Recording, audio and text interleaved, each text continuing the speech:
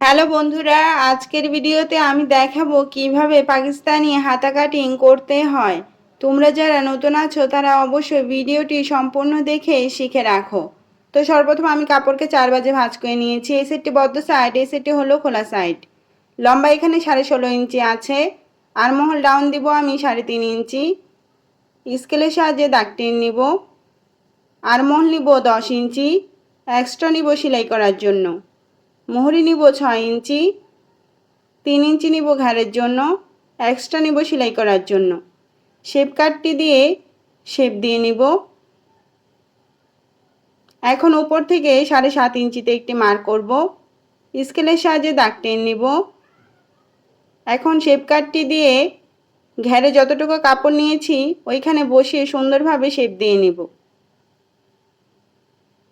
অবশ্যই সুন্দরভাবে শেপ দিয়ে নিতে হবে।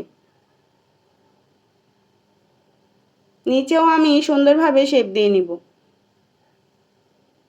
মোহরি ডাউন দিব 1/2 ইঞ্চি।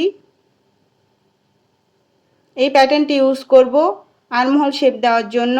সুন্দরভাবে বসিয়ে আর্মহোলের শেপটি দিয়ে নেব। এখন আমি পাকিস্তানি হাতাটি কাটিং করে নেব।